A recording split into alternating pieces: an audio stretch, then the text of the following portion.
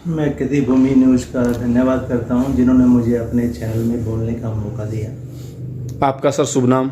मेरा शुभ नाम अनिल वर्मा, आम आदमी पार्टी कार्यकर्ता। 6 सालों में 2017 से पार्टी में जुड़ा हुआ हूँ।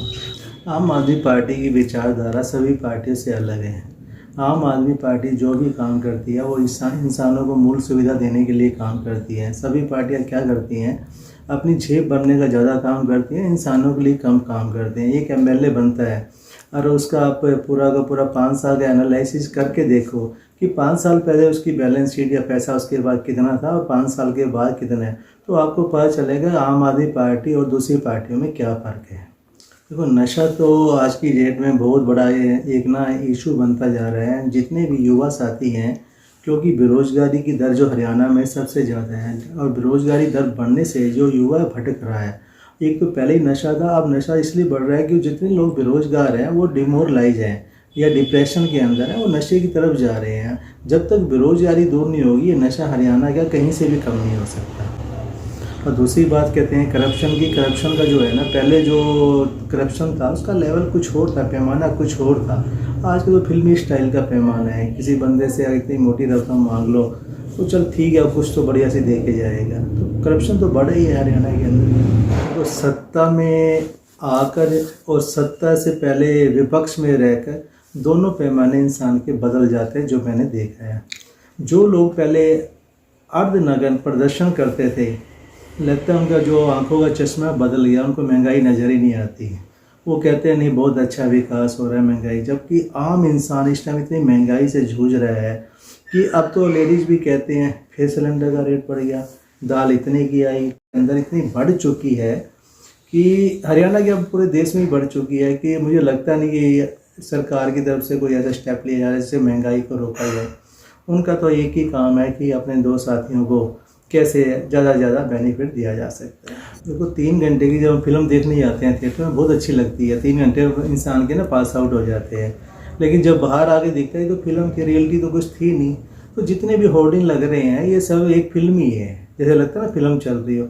और जब हम धरातल पे जाके देखते हैं तो उसमें कुछ भी नज़र नहीं आता। आम आदमी पार्टी का तो एक ही मुद्दा है कि हर इंसान को कैसे बेनिफिट दिया जाए, चाहे वो शिक्षा हो, अच्छे स्कूल बनाए जाएं ताकि हर इंसान को, चाहे वो गरीब का बेटा हो, चाहे अमीर का बेटा हो, चाहे डीसी का बेटा हो, चाहे चपरासी का हो, हिंदू हो, मुसलमान हो, सिख ईसाई, कोई मतलब नहीं है, सबको एक अच्छी शिक्षा मिले और अपने परिवार का, देश का नाम रोशन कर सके। दूसरा, स्वास्थ्य के ऊपर पार्टी ने अभी पंजाब के अंदर ही 500 से ज़्यादा मोहल्ला क्लिनिक बना के दिए हैं। दिल्ली का मॉडल पंजाब में रेप्लिकेट हो रहा है। और हमारी सरकार आने के बाद कम से कम जो इंसानों की मूल सुविधाएं, चाहे शिक्षा हो, चाहे चिकित्सा हो, चाहे वो बेरोजगारी हो, चाहे वो बिजली हो, चाहे पानी, मूल सुविधा पे सरकार पूरा जोर देती है। जैसे इंसान को जो पैसा जीएसटी में, टैक्स में दे रहा है, उसको वापस दिया जा सके, ना कि अपनी जेब में डालने का काम किया जाए। देखो, इनके मन में डर है कि आम आदमी पार्टी का जो ग्राफ है बहुत तेज़ी से बढ़ रहा है। जिस पेड़ पे फल लगे होते हैं उसी पे पत्थर मारे जाते हैं। खाली जिस पेड़ पे फल नहीं लगे कभी पत्थर नहीं मारे। जो ये पत्थर मारने का काम कर रही हैं डिफरेंट पार्टियाँ, उनको पता है ये ग्राफ तेज़ी से बढ़ रहा है और हम पीछे हट रहे हैं।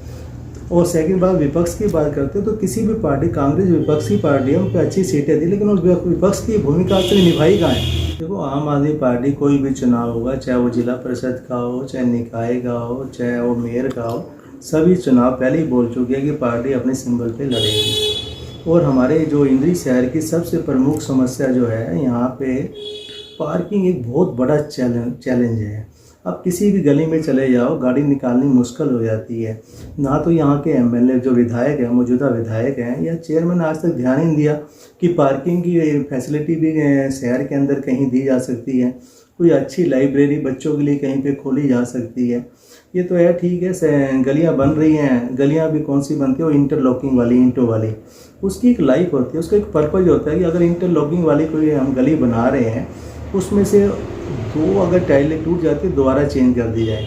यहाँ तो यह होता है हर 6 महीने, साल के बाद वो पूरी की पूरी इंटरलॉकिंग टाइलें ही चेंज हो जाती हैं। पहले शहर के लिए काम नहीं हो रहा, अपने लिए काम हो रहा है वहाँ पे। बस बहुत सारे कर्मचारी हैं जो पार्टी के जो सच्चे सिपाही हैं, अपने संजय सिंह उनके ऊपर भी आरोप लगे हैं, इस बारे में आप क्या कहना चाहेंगे? देखिए एक राजनीति है, राजनीति का ना जो गंदी राजनीति बोलूँगा मैं, राजनीति नहीं बोलूँ, गंदी राजनीति है। वो गंदी राजनीति का एक प्रिंसिपल होता है कि अगर कोई बढ़ रहा है, लगता है उनका कंपटीटर कोई ऊपर जा रहा है, उसको कैसे दबाना, उसके तरीके हैं। ईडी सीबीआई सब इनके अपने कंट्रोल के अंदर है। वो कोई ऐसा नहीं है कि किसी एक कहते हैं ना निष्पक्ष जांच कर रहे हो।